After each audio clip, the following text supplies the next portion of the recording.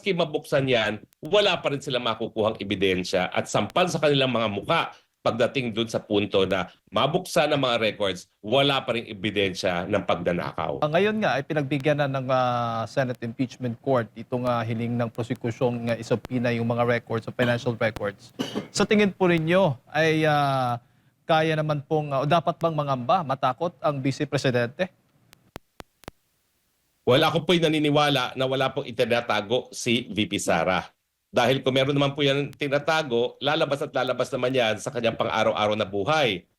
Ang katotohanan niyan, bagamat binabato nila ng putik si VP Sara, ang latest survey, siya pa lang din ang tanging pinagkakatiwalaan ng mga tao, kasama na kung ikukumpira doon sa hanay na naglilitis sa kanya na walang tiwala ang taong bayan. No? So sa akin, kung talagang kurakot si Inday Sara, nakikita natin the fruits of the crime.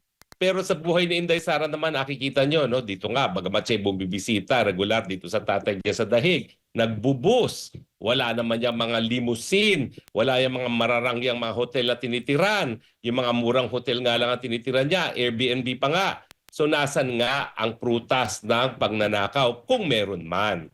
Kaya nga ako, bagamat nalabag ang kanyang karapatan na sa aking palagay ay pwede naman pong mabaliwala ng katas-taasang hukuman, maski mabuksan yan, wala pa rin silang makukuhang ebidensya at sampal sa kanilang mga muka pagdating dun sa punto na mabuksan ang mga records, wala pa rin ebidensya ng pagnanakaw. Kaya sinasabi ng prosecution kanina ni Attorney Chel Diokno, hindi fishing expedition dahil meron silang nakuha nga pinagbasihan, may sapat silang basihan. Yung una nga nilang nakuhang mga ebidensya o itong mga dokumento mula sa AMLC doon sa kanilang pagdinig doon sa Kamara Attorney. Dahil nakita daw nila na bilyon-bilyong piso ang dumaan sa account ni VP Sara. Yun ho ba ay ibig sabihin pag dumaan, pwede ho ba ninyong maipaliwanag yun, Attorney? Kasi marami po ang confused po. Kasi pag dumaan, ibig sabihin ba niyan, nakakaduda na at illegal na yung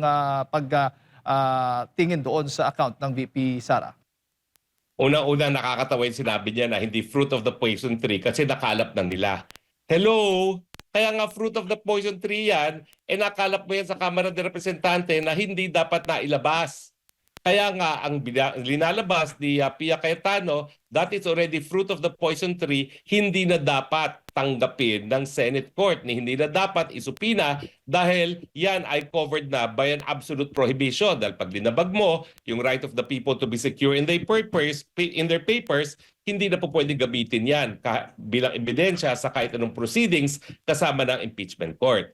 Pero sa tanong mo, hindi naman ibig sabihin na palibasa may mga pumasok na pera na yan ay ninakaw na. Unang-una, no? Ang asawa naman ni VP Sara, hindi naging kawani ng gobyerno. So posible talaga na may mga kita siya bilang isang abogado na hindi naman galing sa yaman, sa nakaw, no? Ang pinag-uusapan lamang ay kung meron bang kinurakot nga si VP Sara habang siya ay Vice President. Kaya marami nagtataka ngayon bakit pati yung mga bank records na hindi pa siya Vice President ay binubuksan. No? Patunay lamang na walang ibhawak itong prosekusyon at pilit na naghahanap hanggang ngayon. Pero yung pagpasok ng pera, walang pinapatunayan yan other than may pumasok na pera. Pero ang issue, yung pera pumasok ba, ninakaw ba yan o hindi, hindi yan mapapatunayan sa pamamagitan ng mga bank deposits. Dapat bang isa publiko, ipakita sa publiko, Attorney, yung pag isa-isa, pagbubusisi doon sa mga accounts na ito para, kasi ang ginagawa kasi, ang gusto kasi mangyari ng prosekusyon, i-connect nila yung nauna nilang nakuhang ebidensya dito sa iba pang mga records na tulad ng bank at tax records ng Vice Presidente. Pwede bang ganon? Well, una-una, ang hindi na lang nila nakuha talaga ay yung tax records. Kasi nakuha na nila lahat sa AMLAC. Maski walang legal na basihan dahil malinaw na malinaw doon sa AMLAC law na kinakailangan ng pagpayag ng Court of Appeals, kinuha pa rin nila, no? Nalabag na nga doon sa batas at labag sa saligang batas.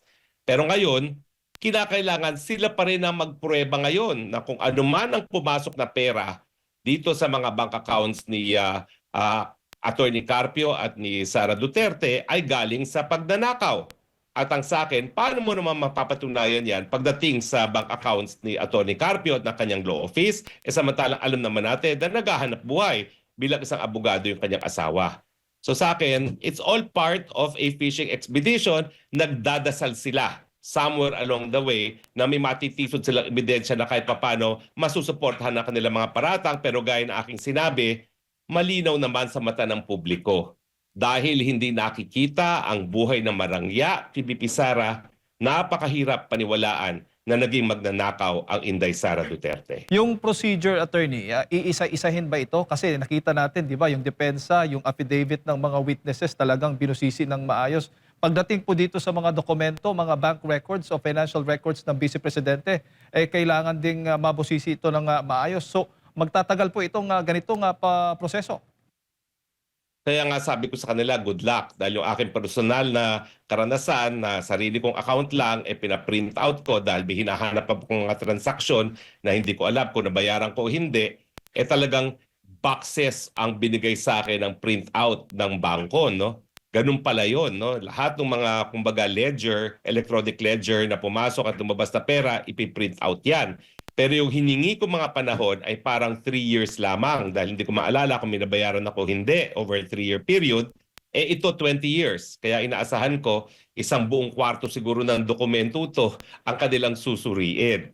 So bagamat sinasabi natin na mali ang proseso dahil ito'y fishing expedition at hindi pagpapatunay ng paratang, good luck pa rin sa kanila dahil malulunod sila sa mga entries and datos. Opo, bago ko lang ibalik kay partner Admiral Attorney, doon bago po nag-adjourn ang impeachment court ay ipinaliwanag ni Senator Judge Robin Padilla yung kanyang objection doon sa pagsampi na nga ng financial records. Sang-ayon ho ba kayo doon sa sinasabi po niya na kung ngayon ay bubuksan natin yung bank records ng Vice Presidente, abay lahat na ng mga public officials ay buksan na rin ng mga maging transparent tayo sa mga bank records para po sa taong bayan? Nakakahanga ang mga obserbasyon ni Senator Padilla na linalait ng kanyang mga kalaban. No? Pero tama na naman dito sa pagkakataon nito si Senator Robin Padilla kung hindi natin susundin ang sinasabi ng batas na mga bank records should be treated confidentially at nais natin magkaroon ng transparency, dapat ang transparency ay para sa lahat ng kawani ng gobyerno. So dapat lahat ng politiko buksan ang kanilang mga bank accounts, magkaroon ng waiver of the bank secrecy law, na magkaroon ng real or tunay na transparency at hindi lamang panggigipit sa kalaban sa politika. Opo, attorney, nabuksan din po yung issue kung pantay ba o patas ang treatment, lalo na dyan sa Kamara, sa impeachment laban niya dito kay VP at sa impeachment laban po kay PBBM, attorney. Ano masasabi niyo po?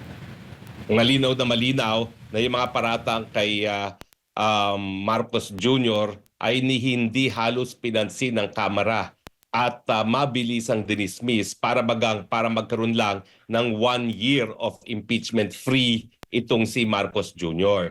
Pero itong kay VP Sara, maski walang ebidensya, nagpapahanap pa ng ebidensya sa pamamagitan ng supina.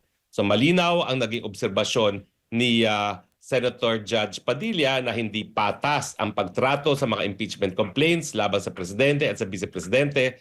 At dahil dito, malinaw rin na panggigipit lang itong proseso na nakikita natin ngayon laban sa pinagkakatiwalaang opisyal ng gobyerno, walang iba kundi si Vice President Sara Duterte. Opo, at bago pa man itong usapin tungkol sa subpina, sa desisyon ng impeachment court doon sa pagsubpina sa mga records, no, nagkaroon din po ng diskusyon ng mga senator judge kasi nagkaroon ng pagpapaliwanag itong si Senator Judge Robin Padilla, paglilinaw tungkol doon sa sinasabi na hindi daw siya sumagot doon sa sinasabi ng ombudsman. Meron siyang paglilinaw.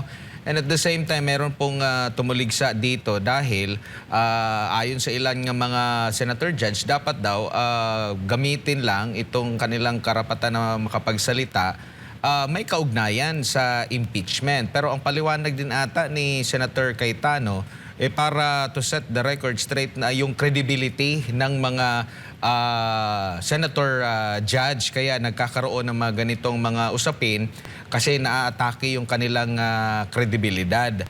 Ikaw po, Attorney, ano pong masasabi niyo po dito kung ito ba'y may kaugnayan? Ang motion kanina na itakil na lang during sa Senate session na muling magbubukas sa araw po ng SONA ng Pangulo.